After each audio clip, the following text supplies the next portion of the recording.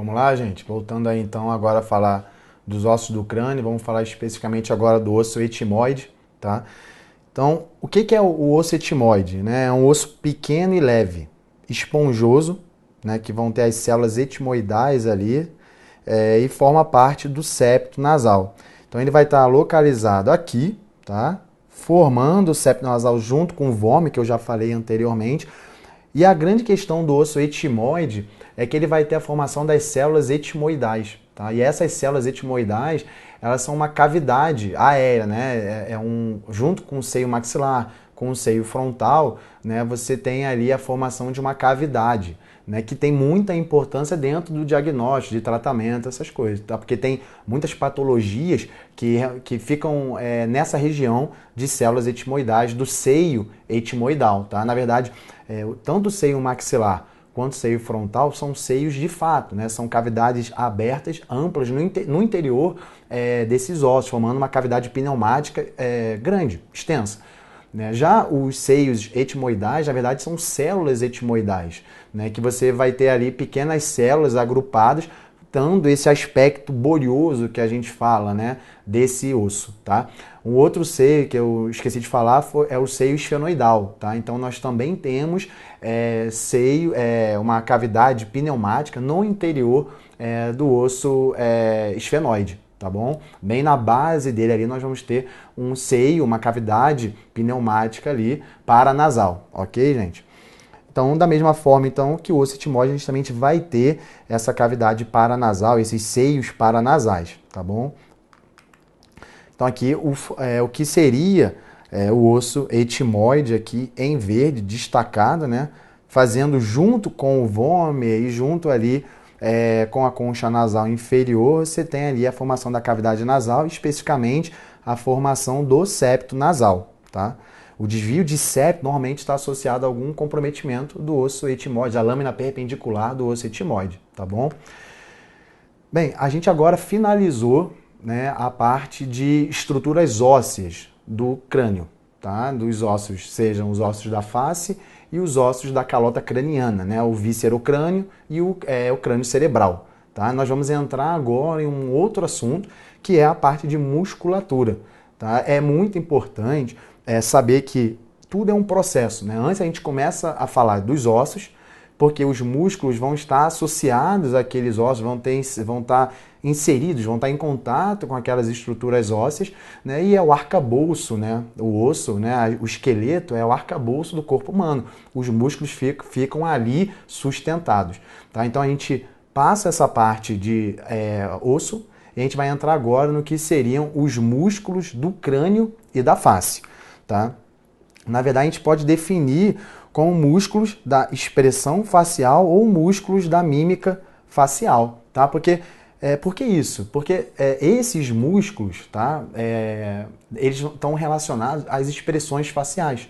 O sorriso, a tristeza, porque tem músculo, como eu vou falar, que ele vai estar relacionado ao sorriso que a pessoa ela faz. O outro vai estar em corrugar o supercílio, então vai ser um aspecto de tensão, de nervosismo, de raiva.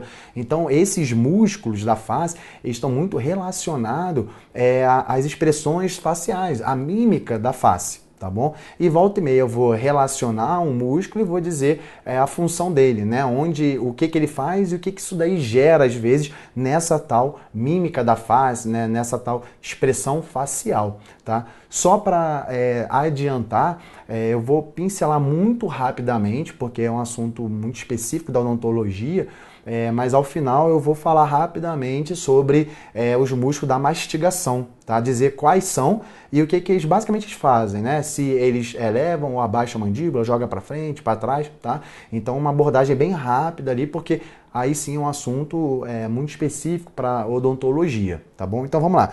Músculos da expressão facial. São 17 músculos na face, tá? São considerados os músculos mais delicados do corpo humano. A inserção de todos eles é na cutis ou na mucosa. Cutis que a gente fala é a pele, né? Cutis é a pele humana, né? A pele na face. E são, como eu já disse, responsáveis pelas expressões faciais. Essa questão de serem os músculos mais delicados é bem intuitivo, né? Porque você pega um músculo, como você vai ver o desenho esquemático aqui de um músculo da face, a sua proporção, a sua dimensão é muito diferente dos músculos, né, dos membros superiores, ainda mais dos membros inferiores, os músculos relacionados ao tórax.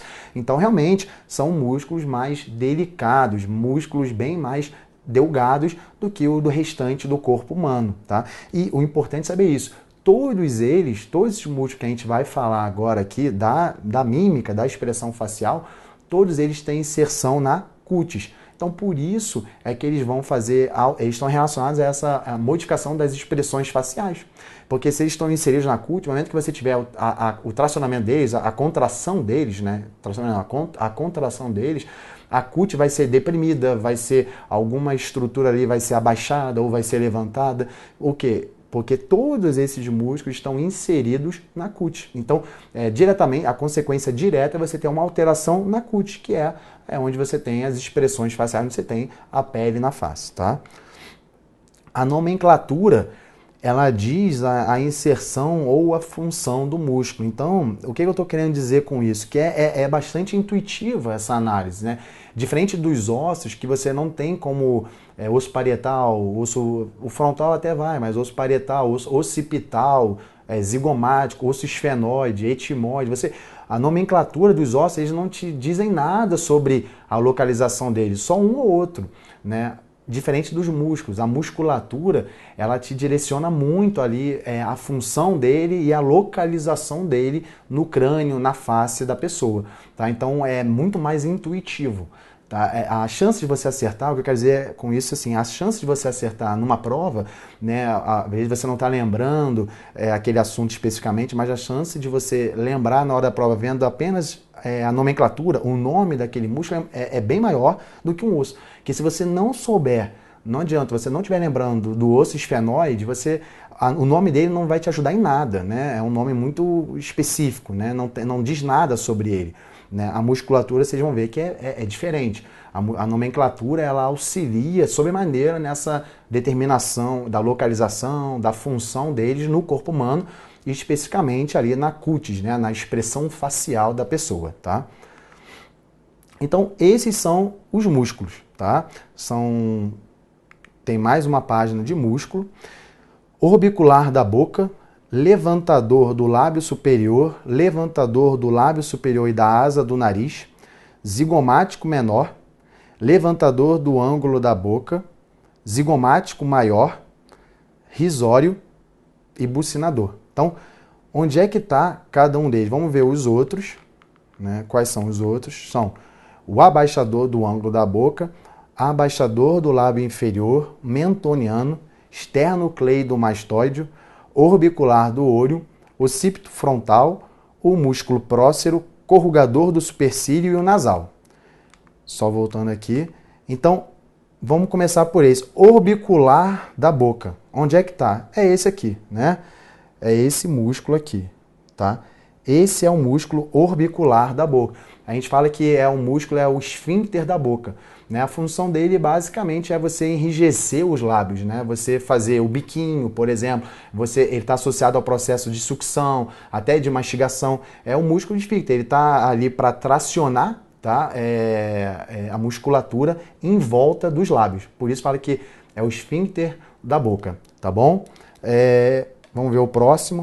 Levantador do lábio superior. O levantador do lábio superior é esse aqui, tá? Esse é um músculo levantador do lábio superior. Aí logo do lado dele, levantador do lábio superior e da asa do nariz. Seria esse aqui, tá? Então você tem dois músculos, levantador do lábio superior e levantador do lábio superior e da asa do nariz. Então, obviamente, o levantador do lábio superior e da asa do nariz, ele é o que está mais próximo ao nariz, a asa do nariz ali, tá? E o outro está logo lateralmente a ele. Tá? A função desses dois músculos é o quê? Levantar o lábio superior, tá bom? O zigomático menor é esse músculo aqui. Esse é o músculo zigomático menor. O nome dele é zigomático por quê? Porque a inserção dele é no osso zigomático, que a gente já falou. Aquele osso malar, né? O da proeminência facial, da maçã do rosto. Se você vê aqui no desenho, é exatamente aqui. Por isso o nome dele é zigomático.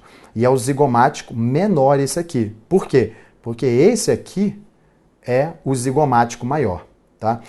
O zigomático menor, a função dele também é o quê? É levantar, elevar o lábio superior. Igual os outros dois para ele, levantador do lábio superior e levantador do lábio superior e da asa do nariz, tá?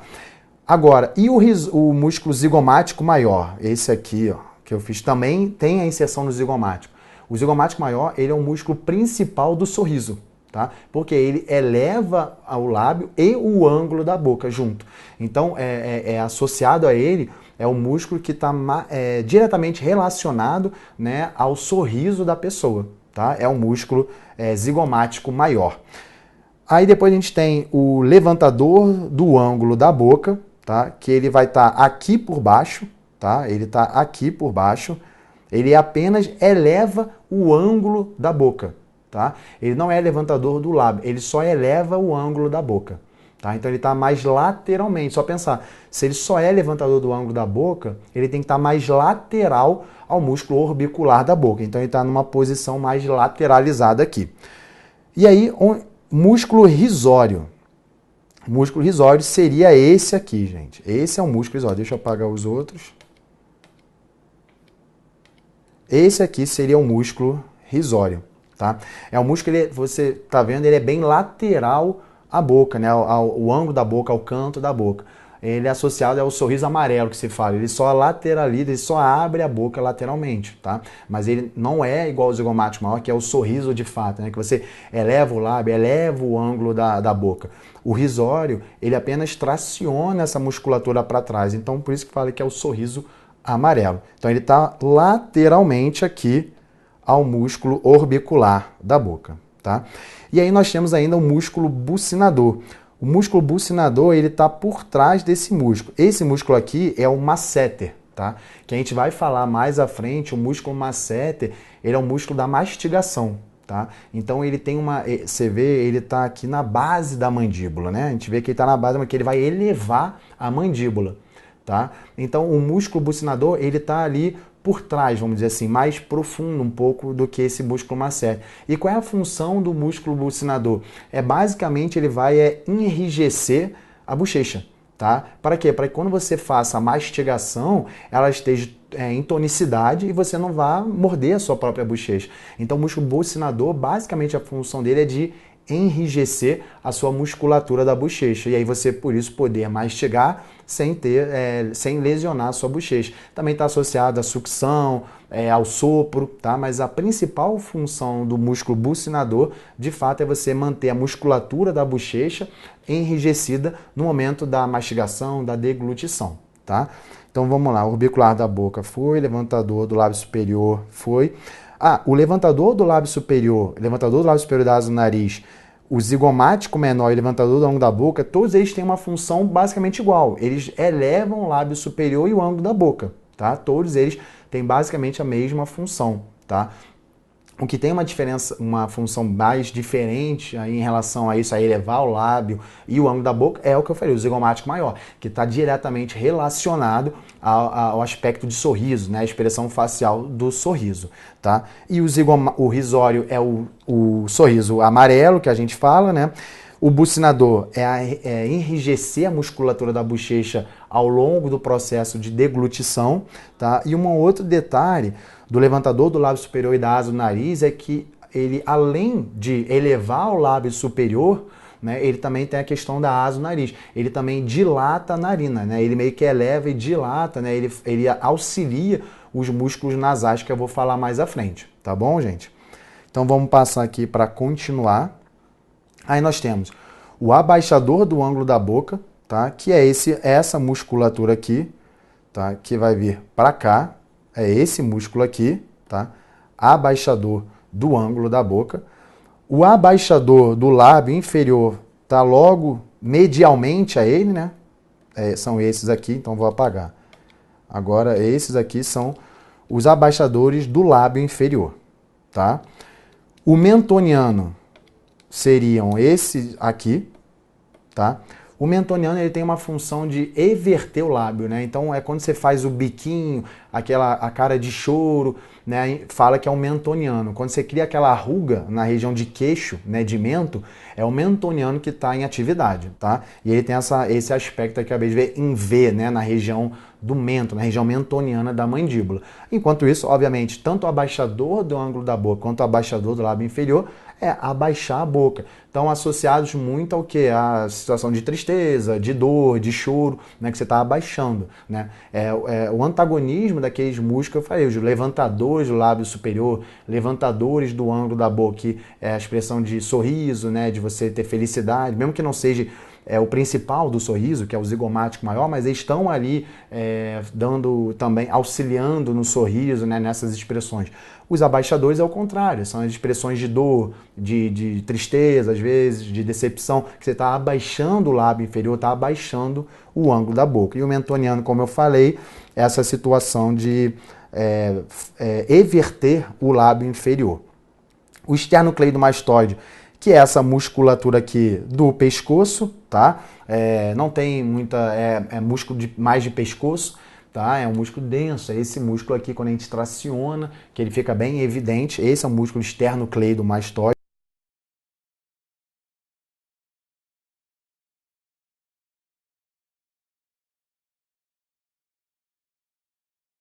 E qual é a função do orbicular do olho? Ele vai fazer o quê? É o fechamento das pálpebras, né? E além de fechar, é você pressionar as pálpebras, tá? O orbicular do olho é o que cria os famosos pés de galinha, né? Porque são as inserções dele ali, aí você, com o tempo, você forma os pés de galinha aqui. Então, o orbicular do olho é igual ao orbicular da boca, né? Ele está circundando ali a região de olho, assim como o orbicular da boca circundava a boca da pessoa, isso aqui é o olho. Ele tem a função de fazer um fechamento forçado, fechar a pálpebra e pressionar o olho, né? E aí forma os pés de galinha com o passar dos anos, tá? O occipito frontal, né? É essa musculatura aqui, tá? É esse músculo aqui. O occipito frontal ele é interessante, porque ele é um músculo extremamente longo, né? Ele tem dois ventres. Ele tem um ventre frontal, que é esse que a gente está vendo aqui, tá? E ele também tem um ventre occipital. Então ele basicamente, vamos dizer assim, ele reveste toda a calota craniana, tá? Do osso frontal ao osso occipital. Lembra? O osso occipital é aquele osso aqui de trás que eu falei agora há pouco. Então ele tem dois ventres, um anterior e um posterior. E qual é a função desse músculo occipito frontal? Basicamente era o que? É levantar o supercílio, né? Você levantar o supercílio e automaticamente você criar essas rugas horizontais na testa, tá? O músculo prócero é esse músculo aqui, tá?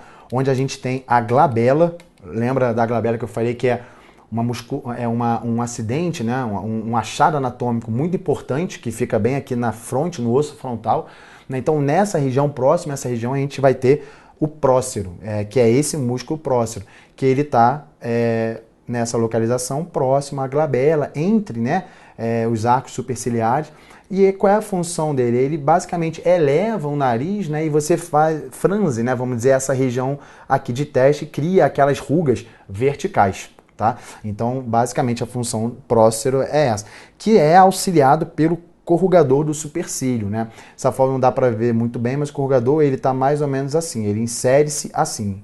Os feixes dessa musculatura ficam assim, né? E ele auxilia o músculo próximo nesse aspecto de raiva, de tensão, de nervosismo, de você fazer essas rugas verticais aqui quando você aciona essa musculatura, tanto o prócero quanto o músculo corrugador do supercílio, tá? A localização dele é aqui, é como se fosse mais ou menos assim. Ele tem esse aspecto, essa incidência oblíqua em relação ao músculo orbicular do olho. Tem uma incidência mais oblíqua. É assim mesmo que você visualiza ele anatomicamente, tá? E para finalizar, nós temos o músculo nasal, tá? Ele fica aqui, né? Não tem muita... É bem intuitivo, ele fica nessa região aqui. e ele vai ter duas funções, né? Ele vai, dependendo do seu feixe que está em ação, vamos dizer assim, em atividade, ele pode dilatar a narina, né? Às vezes quando a gente respira fundo, a gente tem a dilatação da narina, é o músculo nasal ali, ou então você pode ter as narinas sendo comprimidas, né? Então você pode ter o fechamento momentâneo das narinas, também é pelo músculo nasal. E aí você vai ter a associação, como eu já falei,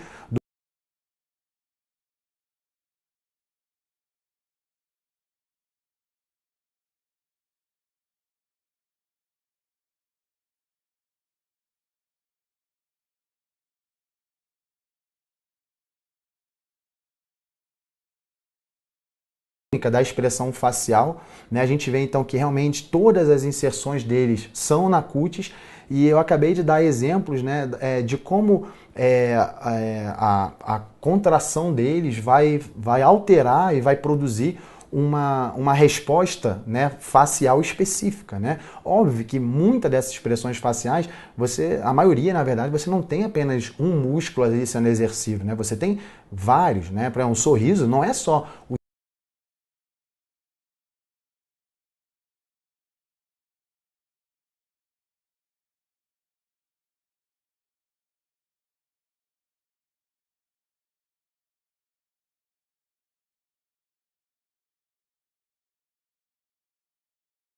vai ter, vamos dizer assim, a contração dessas musculaturas também. É apenas a nível didático, né, a gente diz assim, o músculo zigomático.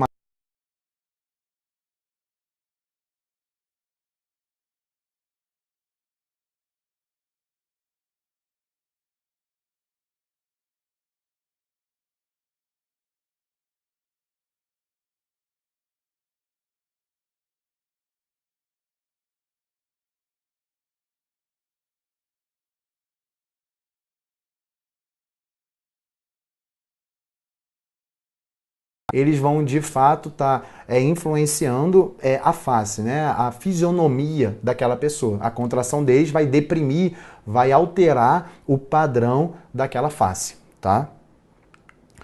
Bem, músculos da mastigação, então. Como eu falei, é uma abordagem um pouco mais sucinta, né? Porque é um assunto mais específico de odontologia, mas apenas para a gente ter ponderar e ter uma noção. Esses são os músculos que vão estar relacionados a um processo aí, do processo de mastigação, né? Nós temos N movimentos, né, mastigatórios, né? No momento que a gente está mastigando, a gente tem muitos movimentos sendo feitos repetidamente num ciclo, tá? E são esses os músculos responsáveis por essa movimentação da mandíbula em relação à base do crânio, tá? Só para lembrar, a mastigação, né, assim como a fala e tudo está relacionado à articulação temporomandibular que eu falei agora há pouco para vocês, que é a relação da mandíbula com o osso temporal. Mais especificamente falando da cabeça da mandíbula com a eminência articular e a fossa articular do osso temporal. Próximo é ali aquele arco zigomático que eu mostrei para vocês, tá? Tudo isso de mastigação, músculo de mastigação, está relacionado à articulação temporomandibular e essa capacidade que a mandíbula tem de se articular, ser o único osso do crânio realmente, de fato, articulado, né? É móvel, tá? Então, músculo temporal. Ele vai ter, o nome já diz, músculo temporal, ele vai estar alojado no osso temporal, aquele osso que está aqui, que eu mostrei para vocês nas aulas agora há pouco. Qual é a função dele? Ele vai elevar a mandíbula. Ele traciona a mandíbula para trás, tá? E ele vai elevar a mandíbula. O músculo masseter, que eu mostrei agora há pouco, que o bucinador está por baixo dele, o músculo masseter também tem como função elevar a mandíbula. O músculo pterigoide, o medial, ele tem qual